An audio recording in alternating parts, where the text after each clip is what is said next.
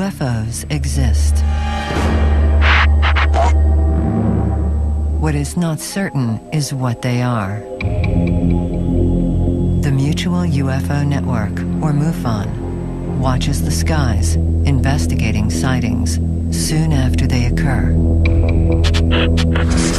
Their investigators use the tools of science, psychology, and law enforcement to get as close to the truth as the truth will allow. Unidentified flying objects definitely exist. Only their identity remains a mystery. The mystery of UFOs over Earth.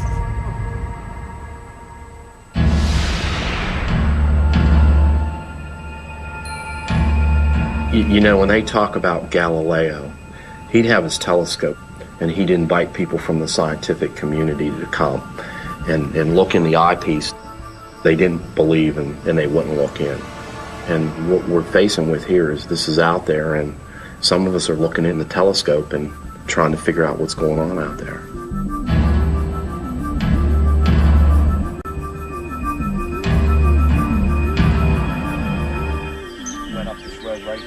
I'm MUFON's chief investigator for the states of North Carolina and Virginia.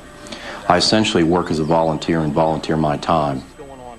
I went to Fayetteville, North Carolina, and I met with Chris Bledsoe, and I videotaped what he was telling me. I know what I saw. There's no skeptic in the world. They can say what they want sitting behind a desk, but they won't hear. When I interviewed Chris, he described lights in the sky at 3 different locations. As you get into the UFO investigations, you'll find people always are describing things they can't find words for. So I'm working more like a police sketch artist. We want to make this look as close to the actual event. This is the location along the Cape Fear River where 5 guys got together one night to do a little evening fishing. We were all fishing right in this very spot. Chris leaves his friends. He walks up to this spot on the road, and this is where he has his first encounter. Looking this way, you see the trees in front. See where it drops off, that little hut down there? Yeah. That's where I was standing. And there's these 2 orange balls, huge, and they were motionless, sitting side by side. Okay, so this is about the size it would have been over that tree right there. But what alerted me, a 3rd one came in the blink of an eye. And I turned around in a pretty good clip, not running, but a good paced walk back to the river. Now, this is the point in the river. Chris races back to tell his friends what he's seen. They all look up in the sky. Everybody sees these 3 lights descending rapidly. We're all looking at the sky when these 3 big white balls that looked like stars converged and landed on the other side of the river. And they were really close. They weren't but 100 yards, maybe 150 yards on the other side of the river. The guys drop their fishing poles right where they're standing, and they head for the truck. So the guys are in the truck, they're racing out of there, they get to the end of the road, they stop the truck, they look up, and everybody sees something strange floating in the sky. But the story doesn't end there. Chris goes home, and the barking dogs lead him outside to his backyard, and that's where the story gets really weird.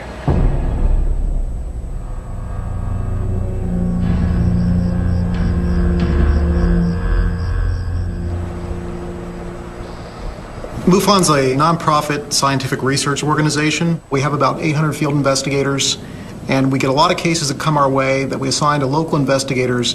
But when a real good case like this one comes along, I like to go on it personally. Tell me what happened. You came back from your walk. You came down here. The guys are fishing down here, Yeah, right? they're sitting right here, right on this bottom area. Chris appears to be a pretty respected member of the community. He's a commercial pilot. He was a very successful builder, had a good business. He's got a great family, raised 4 children, and for all intents and purposes seems to be a pretty stand-up guy. What do you think the altitude was when they came down? You said when they came down and then slowed down like I'd say 500-600 feet when they slowed down, but they were coming down at a speed unbelievable. It looked like a star from 1,000,000 miles away, and then it just, boom, didn't stop, but it looked like a cushion of something caught it, and then they come down about this speed, just gently. I have to say that Chris Sr. just came across so well. And his demeanor and his body language and just his very simple talk, and he was obviously a very intelligent man, but at the same time a very simple man. And I just got the sense that there was elements of truth here. And was that the end of it? It was the end until I got home. And then it started again at the house. What happened at the house? That's when my dogs went nuts, and I ran out to see what was bothering them. My Chesapeake took off in the woods. I ran around to cut them off, whatever it was, and that's when this entity is standing 3 or 5 feet away from me. So it went on a long time. I mean, it was a hectic night. It was totally something I'll never forget. It haunts me. My Chesapeake runs right, it's about right here and stops. I wasn't even thinking an entity or nothing like that. I'm thinking some sort of animal. All these dogs are facing this way. The Chesapeake's facing this way, and her hair is standing up from the back of her head to her rear end. I look back this way, and right there, it was just standing there. Right on that little rise, but if I reached my hand out and leaned over, I could touch it. So and it would have been right about, here? Yes, sir, right there. No more than 3 or 4 feet away. That's the max. And he was no higher than, say, this high up on your arm. It didn't move. It didn't blink. It had red eyes, but it was glowing. I mean, look at the chill bumps. See that? Mm-hmm. You can't fake that, guys. As far as looking at it, it was just stoic. It was glowing, but there was no nose twitching, no muscle movement, just like a statue would be looking at. It looked like if you dipped a person in glass and it molded to their body, and you could see through the glass inside, that's what it looked like. And it looked proportionately like a child, a little person. These creatures did not look like the standard close encounters aliens that we have kind of grown up to know and love, dipped in glass and a very shiny surface that apparently went from literally, fingertip to head and everything else. For a second, I was frightened, and I stood here and I said, okay, I'm a big guy. If you want me, you got me. You got me cornered. I have nowhere to go. This was an important part of this investigation for us because I think most people are going to look at what his reaction was and they're going to believe him. Were you moving around? I wasn't moving a bit. I was frozen, and I was looking at it, and it was looking at me. And I was thinking real fast, if it's going to get me, it's going to get me. And I just kind of calmed down and relaxed. And, I felt at peace at that moment. Where's the dog at this point? It was coming straight to it. Came right through here. When it got to right in there, the whole thing disappeared. Chris, thank you. Thank you. Do you mind if we just take a minute to discuss and evaluate? Sir. What do you think, man? I don't know. Undescribable. Incredible. I mean, we get a lot of stories. We get a lot of cases that involve entities, humanoids, but I've never seen a case before where the entity was just 4 feet away from you. To me, that's pretty amazing. Didn't notice any arm movement. I mean, it's basically this deal, looking right at him. Robotic creature standing there that just vanished in thin air. 1 second was there, the next second was gone. Yeah. As far as his description, it's staying consistent with his original submission that he made to MUFON. I'm still processing. I don't know what to think right now. If he was hoaxing this, if he was trying to scam it, why wouldn't he just use the description everybody else uses? This is a very interesting case, but at the same time it's a very tough one because there's no physical evidence and we have to rely on strictly witness testimony. So far we've only been able to interview Chris, but there were 4 other people involved, and I'd really like to see what they have to say about this. As far as I know, we're getting invaded by UFOs. I remember being one on the right, one in the middle, and one toward the left. I'm thinking, boy, this is really sizing up to be a whopper. Like an invasion, you know what I'm saying? That's what we were thinking in our mind. An estimated 10,000 UFO sightings are reported each year. MUFON, the Mutual UFO Network, chronicles these sightings, but only investigates those they consider credible. The following is an account of one such investigation.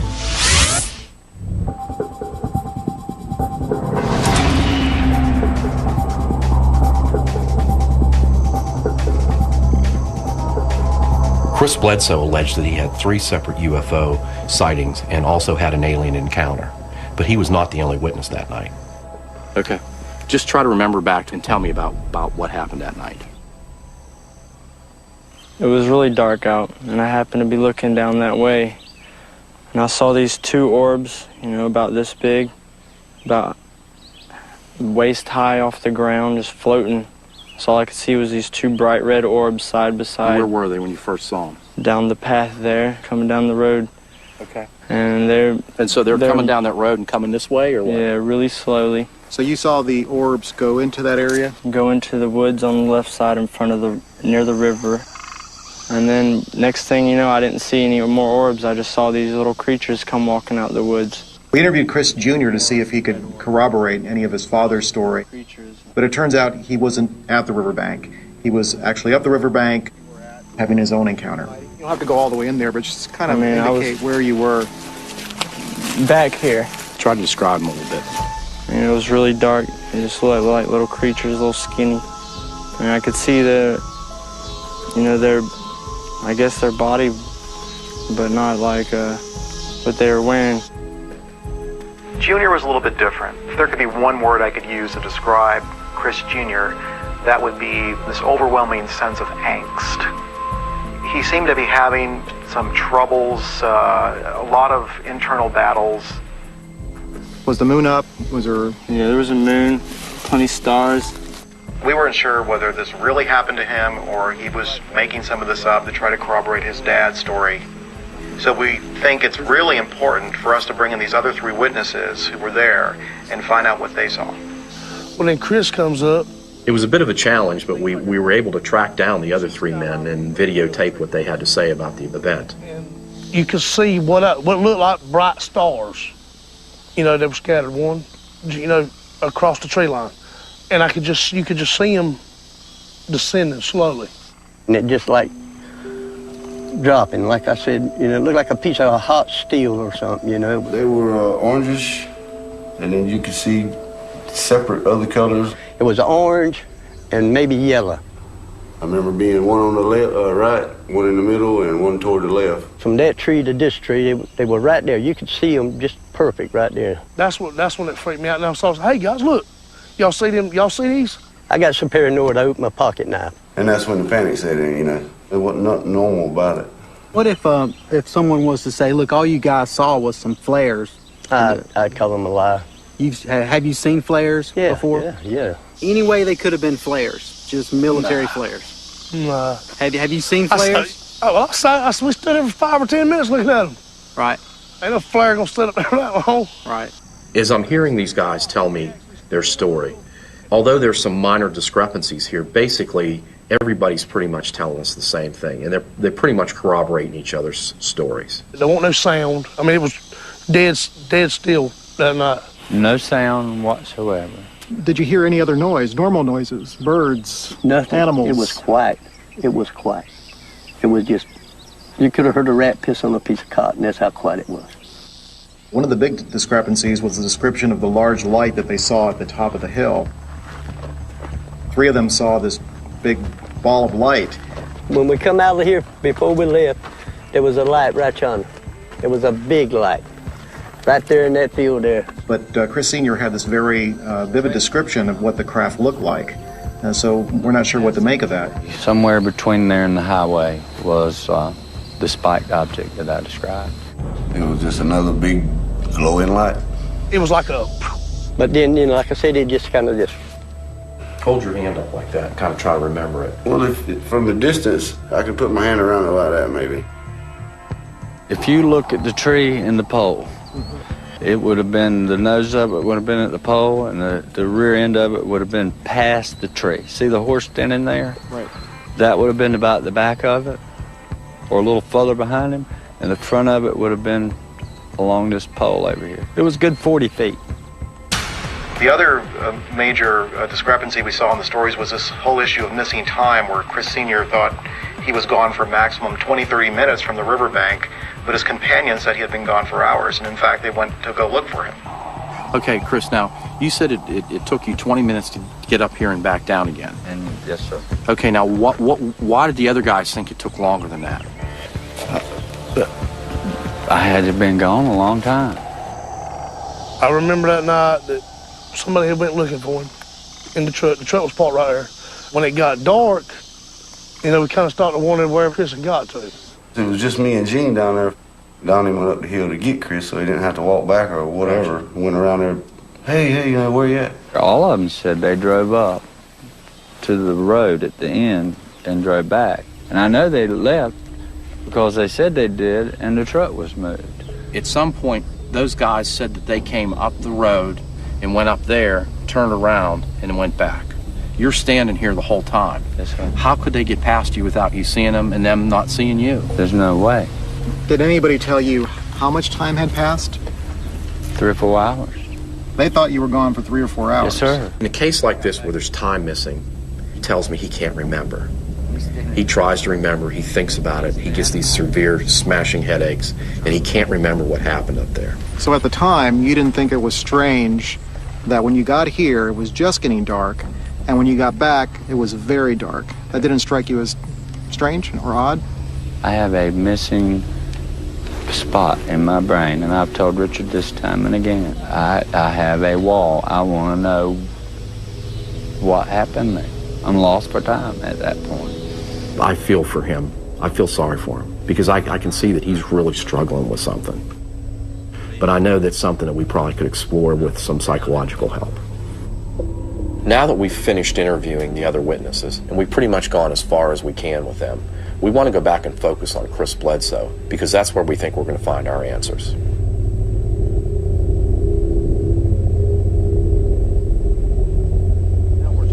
In cases like this where there's potential for having close encounters, what we found is that the use of regression hypnosis can sometimes help us to uncover missing memories. It's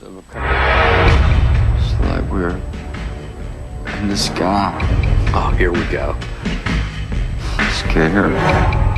We've definitely gone through the looking glass today, guys. The rear end of it would have been past. Chris Sr. just seems to be really well known within that community. He's a prominent businessman, makes him a credible witness.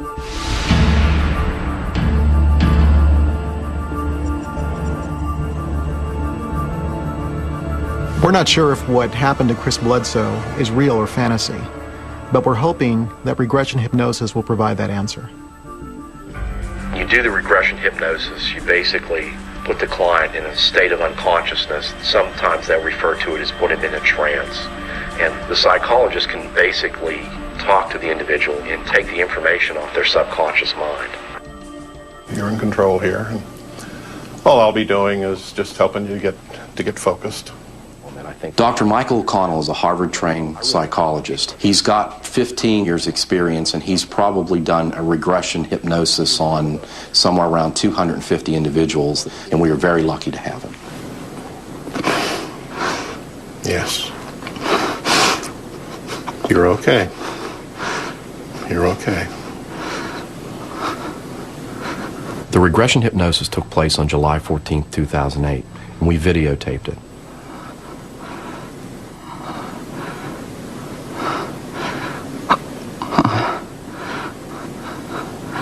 Where are we going? I tried to hide. I couldn't. They're looking at me. There's 4 of them. They're so tall. Skinny. How tall are they? Real tall. 7 foot or better. They're not human. They're not human. 4 of them. Uh-huh. I just want to go home. Let me go. I want to see my son. Mm-hmm. What do you want? Wherever he was when they were doing this explains why. I mean, that would explain why when they come up the hill looking for him, he wasn't there. What does the room look like? It's round. It's dark in areas, but I can see lights, controls. I can feel no movement, none. Okay, Michael, go ahead. Push it to the limit. Are they telling you why you were chosen? Uh-huh. What reason was that? They're my guardians. Looking after you? Uh-huh. Your well-being? Uh-huh. Every time I get sad, they're here. I know I've been sad. Is that why you come? Are they the same ones that you saw in your backyard later? That's their children. Their children? Uh-huh. They let them out to play. In your backyard? This is just your routine, everyday stuff here, right? 20 years in the business. Have they been inside your home? Yeah.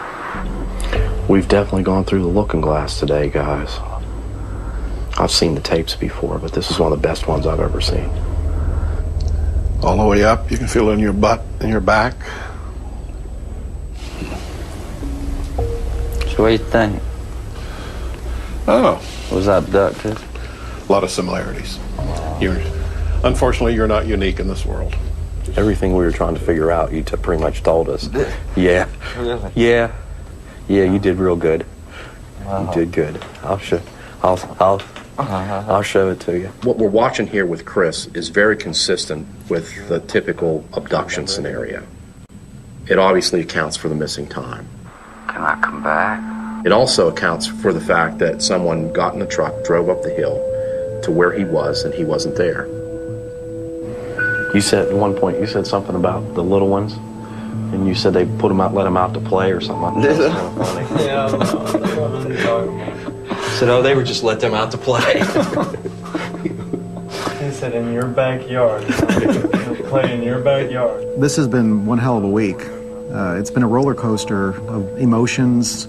So right now I think we're going to be mostly in analysis mode and trying to figure out where we're going to take the investigation next. And when I came home to tell everybody, I was rejected like I was completely nuts. If you'd come back and said this person's like totally psychotic, it would have made this real easy for us. All MUFON investigators are volunteers. Their full-time occupations range from police detectives to computer graphic designers to aeronautical engineers. They bring their skills to each investigation. Let me go. I want to see my son.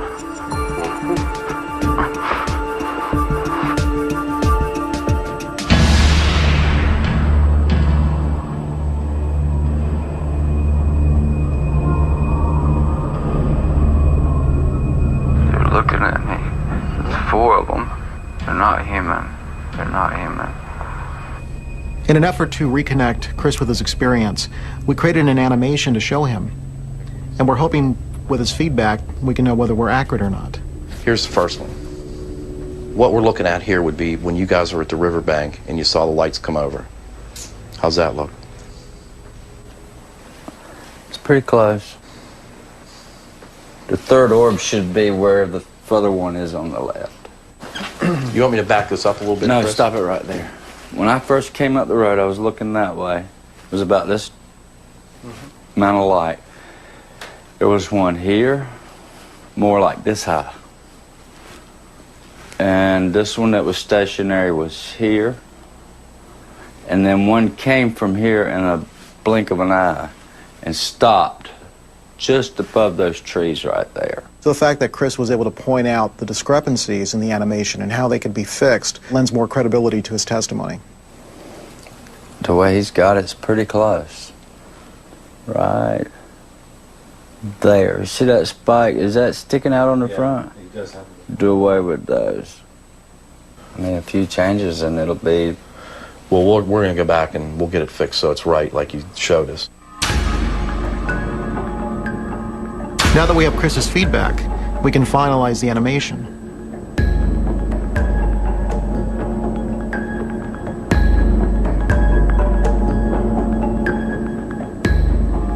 He has this very vivid image of what he saw, starting with him up at the top of the hill and seeing these orbs coming over the field, and then going back down to the riverbank and witnessing these lights coming over with the other folks there that were fishing with him. And then all of them getting back in the truck and going to the top of the hill again and seeing this strange spike craft. And then racing home from there and having this alien encounter.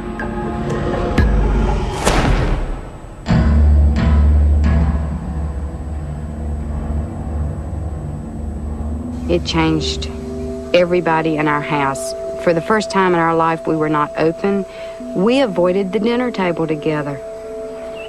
I've been ashamed to share anything with anybody, and I have neglected some family members, avoided them intentionally.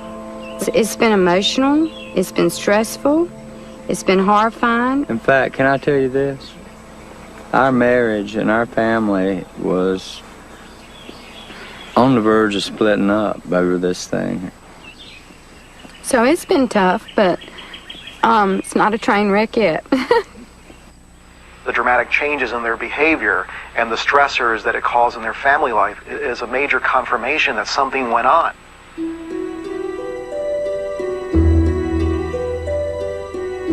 Chris had more to lose than to gain by making up the story.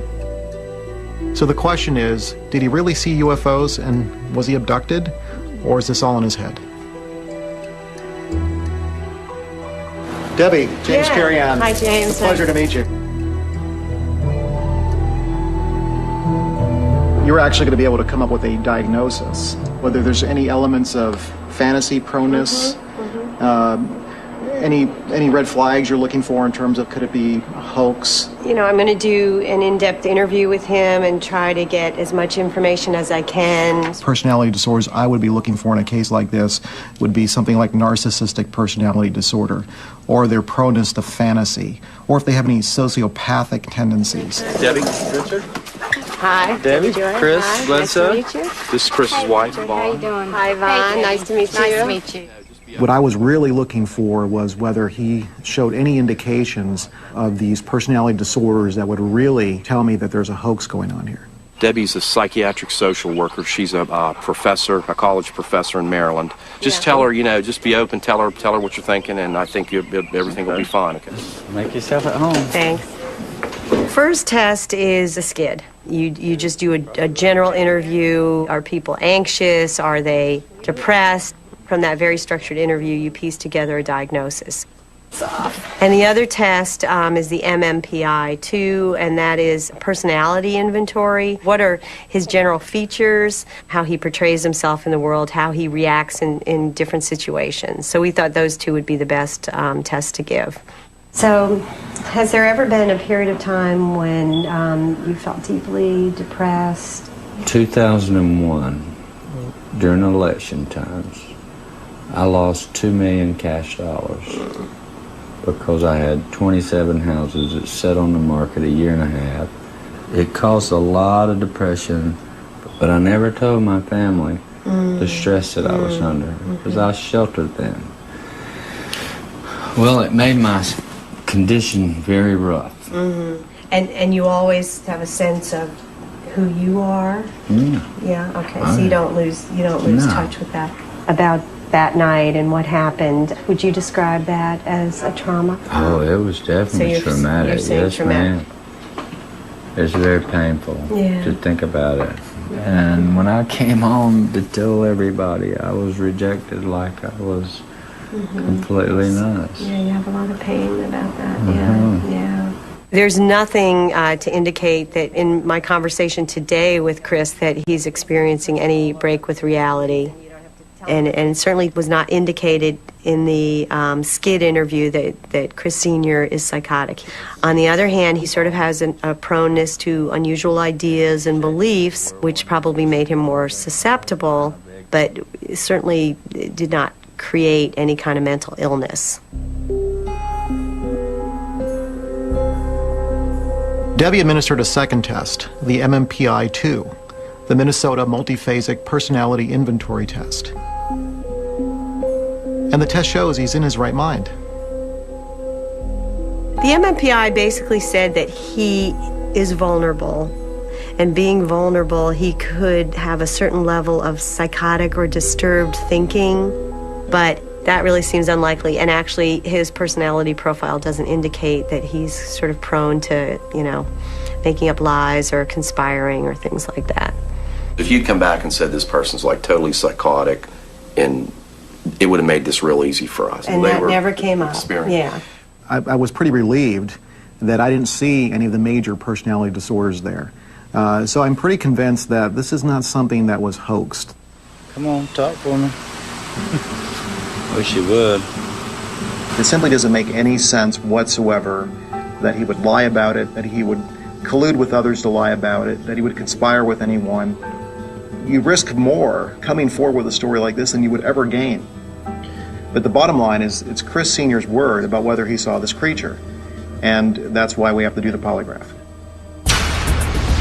Did you make up any of the information regarding the entity you reported seeing on the night in question? No. How would you summarize the test?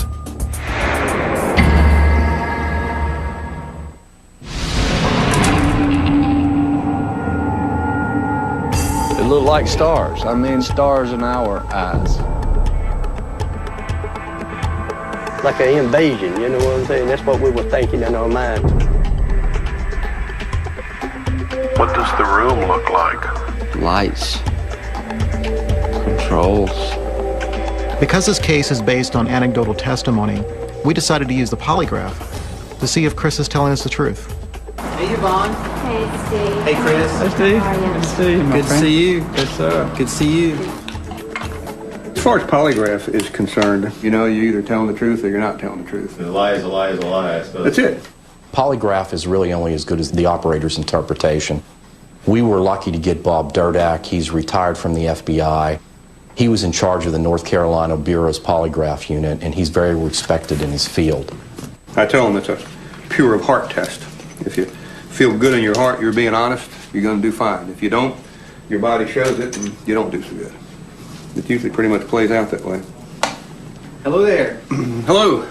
Hello. Hey, how are you? Steve McGee, MUFON. Steve, Bob Durdak, how are you? Chris Bledsoe. Chris, nice to meet you. Good to meet you. All right. Steve, thanks very much. Yes, sir. Chris is having no qualms about doing a polygraph. In fact, in the original report, he said he would take one. So we're going into this polygraph exam feeling very confident that he's going to do well. The real lie detector in this whole equation is you, because you're the only one that knows the truth, and you're telling this instrument here what's going on inside your body, and that's what we're using to determine whether you're being truthful or not. If you will pull this around your lower stomach and just hold it right in the middle and kind of lean forward a little bit, I'm going to pull this around behind you. For months, I was scared to say anything for ridicule. I decided I had to get it off my chest or it's going to drive me insane. And the world needs to know it's real. It is real. I'm thinking, if he comes out and passes, this is going to make this real easy. And it's going to shorten our time here. I suffer anxiety anyhow, that's Well, just try to be as relaxed as you can. Okay, ready to go? Yes, sir. Test is now beginning. Is your first name Christopher? Yes. Is there anything in your background that would cast doubt on your honesty or integrity? No. Did you make up any of the information concerning what you saw in the sky on the night in question?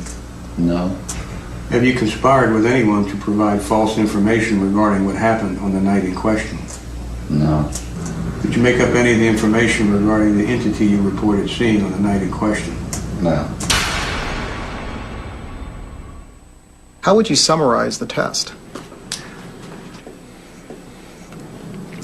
Well, I'd say he failed the test. I'm going to tell you that his deceptive responses were focused around things that he actually saw that night. He wasn't being truthful about the entity? I don't think so. What do you think he was being truthful about? I mean, it's hard to say. I mean, it's going to be a speculation no matter what I say. Is everything he said a lie? You can't glean that just from the polygraph. You can glean that from the investigation, the information you collect, and everything should fit at some point. Did you make up any of the information concerning what you saw in the sky on the night in question?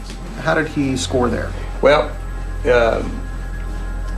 if you just took the numerical score, he would have been inconclusive in that. The one he had deceptive response to was the entity, seeing the entity. You know, he kept saying, I'm not sure myself when I think about it if I really saw it or not, but I know I did. He didn't come right out and tell us everything was a lie, but basically the part about the entity reflected negatively in the polygraph. I ended up doing 2 series. So even though I may feel disappointed, in the back of my mind, I'm saying reserve judgment. Reserve judgment. So you have to weigh all that evidence, and it really comes down to who do you believe? Essentially, it was negative. Basically, the operator's telling us that he wasn't being honest. He was neutral on the orange orbs, and he was neutral on the lights in the skies. I think we're all a little disappointed.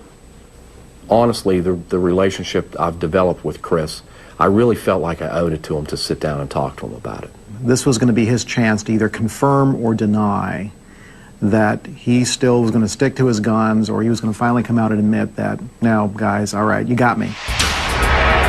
We wanted to talk to you and get your reaction. Okay. Because I was basically going to hit him right between the eyes with it and see what he says. Hopefully, he'll benefit somehow, some way. MUFON annually investigates an average of 5,000 reported UFO sightings.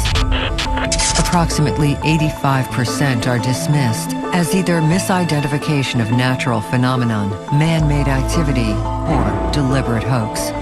15% remain unexplained.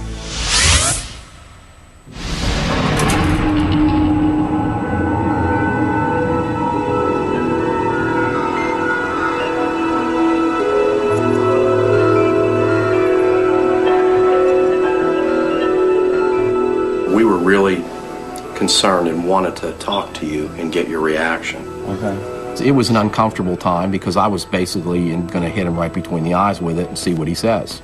The question about the entity is where the concern came in. Okay. And basically the result on as far as the entity was concerned was negative. Okay. Now I'm trying to help you figure this all out. It was tense. Tell me what you think about It was uncomfortable for us because we knew it would make him uncomfortable. We really needed to know what he was going to say. I know my mind. Remember me telling you there's like 2 parts of me? There's an inner part that says this was there, and there's an outer part that says maybe, maybe not. But I know what I saw, and I have nightmares with it. It never leaves my mind, and it was there. I'd stake my life on it. It was tough. It was tough not to believe him. He was so sincere and so strong about what he was saying. Well, I know what I saw. There is no doubt in my mind what I saw. Whatever this machine says, I don't know. And don't care. But I know what I saw. And I go over and over in my mind because it's hard to believe yourself. He stuck to his guns. He was very sincere. So in my mind, the story still goes. I mean, the story still seems credible.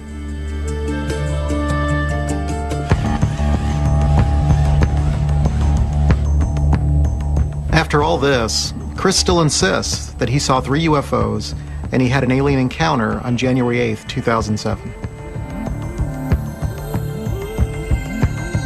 Now that the animation has given us this very vivid description of the object, we can check our archives to see if somebody else had a similar sighting. In cases like this, you really just have to pull all the stops and make sure you're covering all your bases. Gathering corroborative information from law enforcement, from the local newspapers and media to see who else may have reported something similar.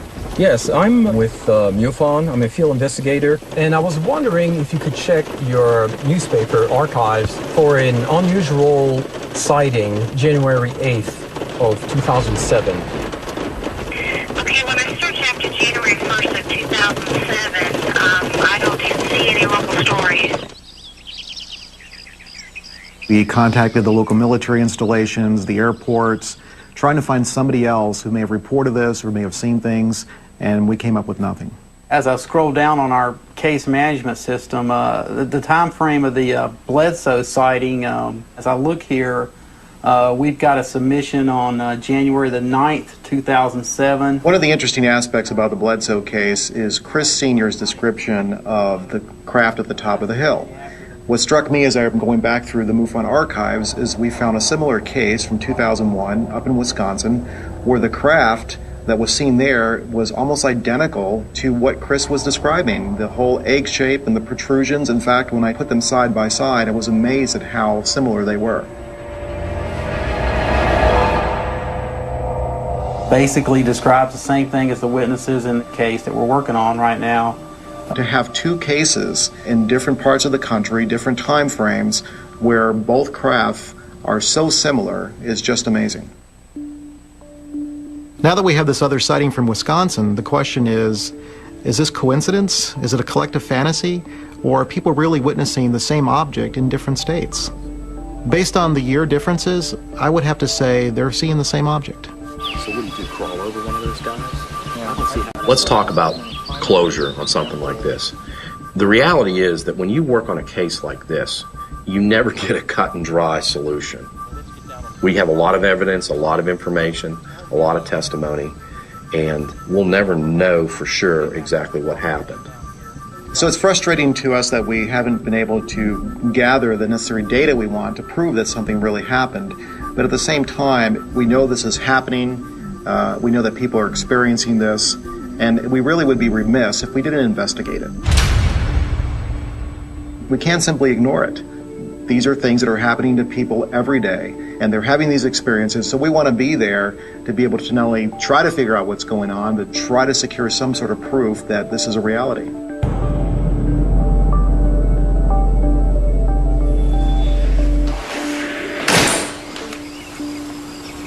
It's all right.